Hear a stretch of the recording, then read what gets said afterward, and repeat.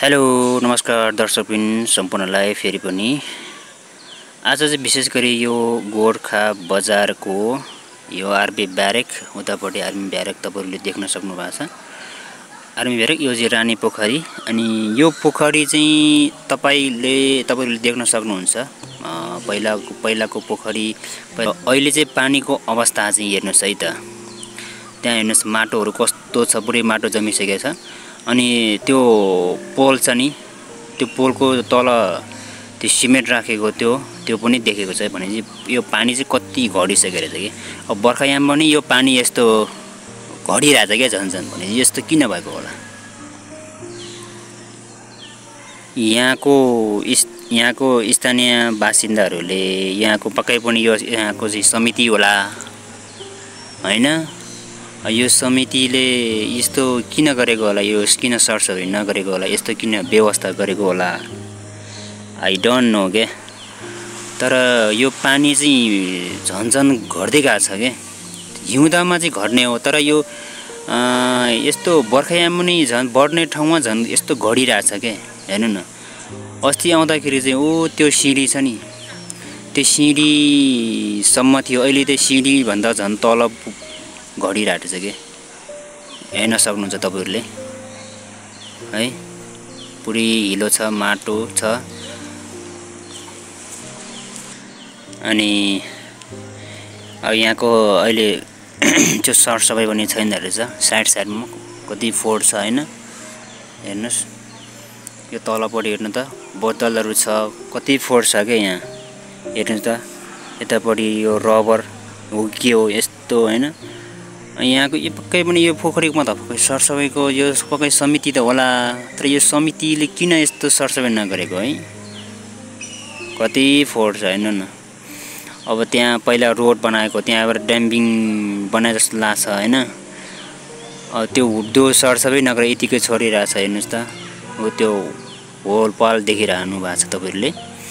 So यस्तो व्यवस्था किन यस्तो गरेको होला है। अब यहाँको नगरपालिकाले पनि चेक गर्नुपर्ने हो। कहाँ जानुभयो होला नगरपालिकाका प्रतिनिधिहरू है, यहाँको समितिहरू कहाँ जानुभयो होला, यो पोखरीको समितिहरू कहाँ जानुभयो होला, राइट। यहाँतिरको स्थानीय बुद्धिजीवीहरू कहाँ जानुभयो होला। किन यस्तो व्यवस्था गरेको होला यार। यस्तो फोहोर छ। यहाँ कति मान्छेहरू हेर्न आउँछ यो पोखरीमा, यो साइडमा बस्छन् मान्छेहरू, हेर्न आउँछन् बाहिर टुरिस्टको मान्छेहरू। यस्तो फोहोर गरेर राखेपछि त के भन्ला त बाहिरको मान्छेहरू। हेर्नुस् त तपाईहरु आफै विचार गर्नुस् त। बाहिरको मान्छेले फोटो खिचेर लान्छ हैन, उनीहरूले के सोच्छ होला हैन। एउटा जिल्लाको एउटा सदरमुकाममा भएको एउटा ऐतिहासिक पोखरीमा पनि यस्तो खालको एउटा चाहिँ सरसफाइ नदेख्दाखेरि चाहिँ के भन्ने। अब तपाईहरु आफै सोच्नुस् है त।